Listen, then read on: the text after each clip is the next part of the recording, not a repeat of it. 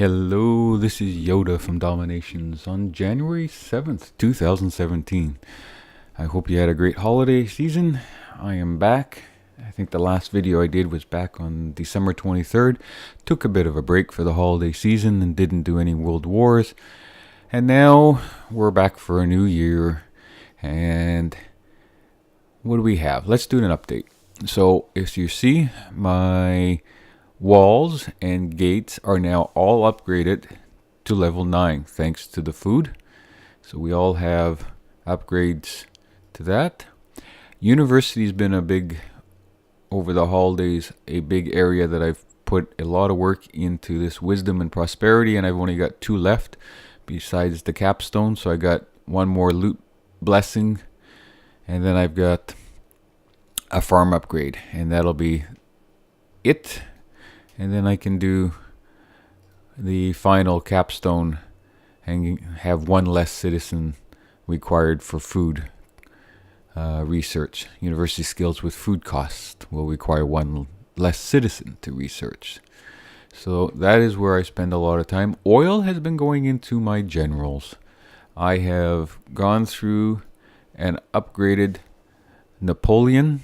So Napoleon has been now upgraded to 11. Joan is 11. Alexander currently is being upgraded right now to 11.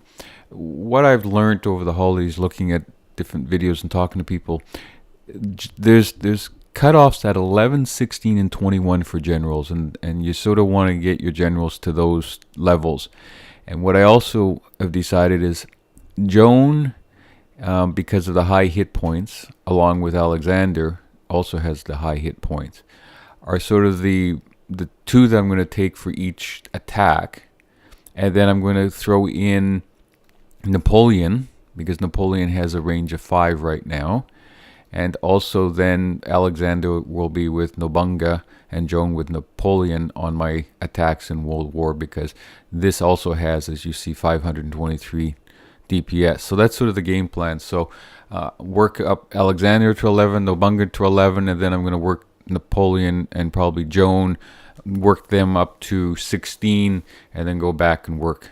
But generals are going to take a bit of a break pretty soon, because I'm going to look at moving up to global. As you're aware, if you're watching any of my videos, I've sort of hit a bit of a wall. Anything over into the 160s, 170s, I have troubles 5-starring. And so what I've done is I've watched a lot of videos and I've talked to a lot of people, and we're going to do some major changes. The first thing that I will be doing will be switching nations. Right now I'm Romans, and I'm going to switch.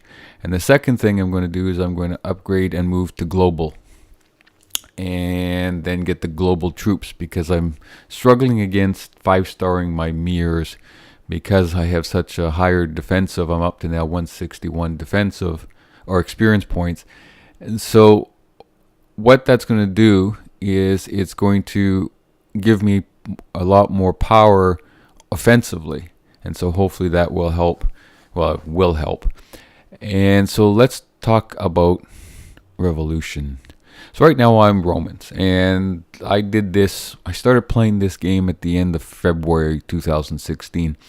And at that time, Romans were, everywhere you read, everyone says go with Romans. You got the extra 10%. But what I find is that that's just, the only thing you get is a 10%. And for some, when I was using my heavy tanks, and I liked it, but it wasn't enough. So I had my eye on going Korean. And here we get a 10% refund if you get attack, which can be put on top of the blessing, which gives you 27%. So you can get about 37%, almost 40%. I've been told, on refunds once people attack you.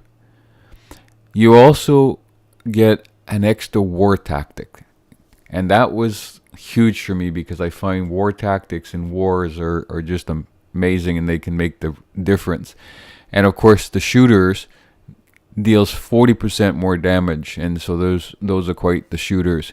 And that's where, up until probably today or yesterday, I was looking at going Koreans. That was my first choice. But when I started talking and thinking about it, I spend most of my time in multiplayer attacks.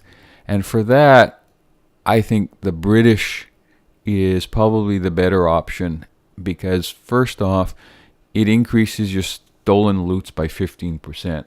So right now I have Notre Dame, and that gives me a 10% discount. But if I was going to switch that out, and that's something I'm thinking of doing, is switching it out for a Colosseum so that I can get the strength of the gladiators when I'm attacking for another tactic, then I'm going to lose that 10%. But if I go British, I'm going to gain an extra 5% from that because I get 15%.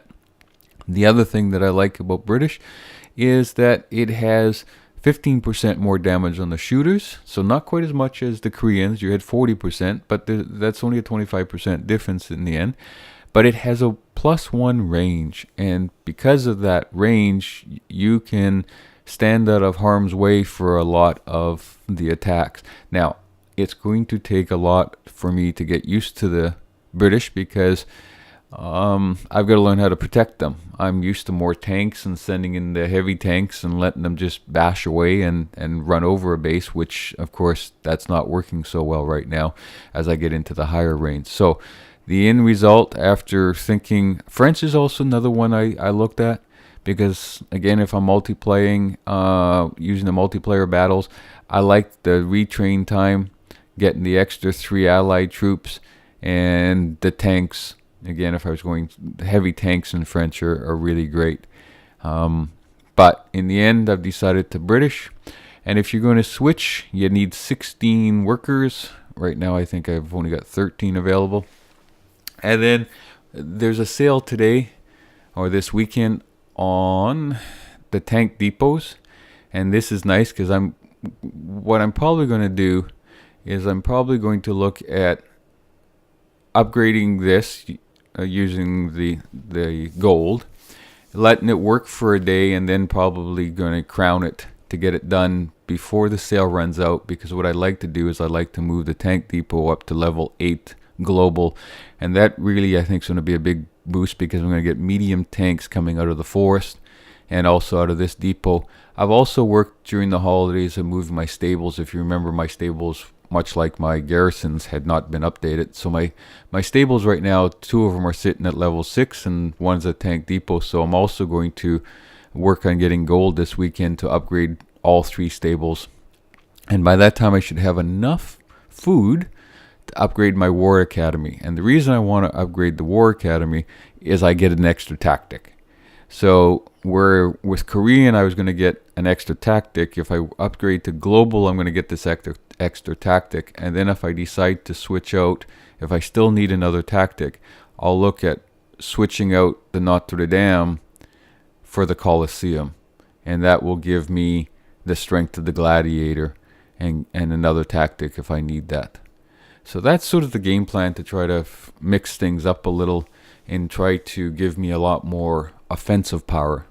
So let's just, while I'm talking, let's just we got a world war going on. I haven't taken a hit because I'm wanting to first switch over into Korean and then, or British. See, I'm still thinking Korean. Got to make sure I push the right button. British, and then start the global, use my gold, and then I can start doing some more attacks throughout the day to build up my gold reserves to do the additional updates. But I need 16 workers, so I'm just going to finish off the cannon tower so that I can get my extra 3 workers that I'm doing. So yes, let's use that. So that's done, and let's just move this back out, because anything that I'm working on I move to the outside, and now I can move that back in, and we can just move this house out here and just put this little oil well back in there. Okay, and so this is also something at one point I like to upgrade, because this is a huge upgrade, almost, well, over 50% bump. So this is something that I will want to get and upgrade the cannon tower to an anti-tank gun, but we're going to do that. I also did an exploration last night so that I could claim some Let's just claim that. There we go. Oh, send the general, and I've gotten two ciders. I didn't really care about the what I was getting. All I was caring about is just getting the crowns, so that's good. So we'll just done that, and now we'll forget about that. So here we go. Let's do this. Also, what I've done just before, if you're switching, because I have Romans, I'm gonna get one bonus. You still get to keep 154, the extra 10% for your first fight. Excuse me. So I've loaded up on shooters because, well, British, your strength is shooters. And talking to the Alliance members, this is sort of a combination that has worked for some of them. I'll play with it, but for now, this is what I'm going to use going into the war. So let's do this. I think everything else is done. I've got 16 workers, revolution, Koreans. So everything is white down here. 16. Nope. See, close. I want Koreans, but I think this is going to be the better one. So it increases my loot by 15%, extra range, change to British, and I'm going to say yes. And now it's just one more time. Now, my understanding, after the first change, it's going to go up to 1,000, unless you've done university, and there's a university one that will cut this in half. But that's years down the road. It takes so long to do. So, do you want to change your nation to the British for 600 crowns? Remember, the price will increase after your first revolution. Yes, British, I do. And there we go. I am now British. Ooh, look at all excitement, fireworks going off. So that is the first thing that I wanted to get done. And now, what do we want? We now want to start the upgrade to the global age. And if you see, just before we go if I wanted to go back to Korean or go to Koreans, it's now 1,000 crowns. So it gets very expensive, which I don't agree with. I think they should make it cheaper, or even better is they should allow you a 2 or 3 day window trial period. So if I wanted to switch, let me try out Koreans and let me try out British, and then decide what I want to do after, say, 3 days. This way I could try a day at each of them and see which one I would like. I think that would make more sense if they did that. And so that is it for the move. And now I'm going to move up to global. And so you get all sorts of goodies, but really my main move, why I'm going to the global age, is I want to be able to gain the extra firepower, and that's what I'm looking for. So I am going to start this, although I'm not going to run for 12 days. My understanding, and I've tried it, is if you just push instant, it's going to take 1,660 crowns, plus it's going to take your 7 million. And because I don't need the global right now, because I'm still going to need to go earn some gold, I want to stay in the industrial age and build up my gold reserves again, because it's a lot easier in industrial age, and I don't want to be hit by the atomic age, because that's a risk going to global, is that I'm going to be having harder targets to hit until I get more firepower. And of course, I'm going to be hit by the atomic age, which right now can't reach me. But nevertheless, we're going to start this out in just a minute. Let me just make sure everything is all right, and I think it is. So we're going to say yes, and we're going to make sure yes. Just want to make sure I'm not forgetting anything. Push. And there we go. So now the town center is under construction, as we can see. And I get the package coming in. Yes, we did that. All right. So now I've got to go back and get a max out my gold. I'm going to look at upgrading probably my stables.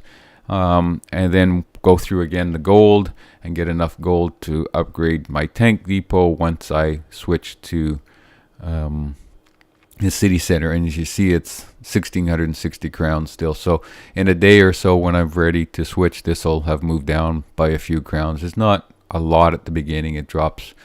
It doesn't drop evenly throughout it, but that's okay.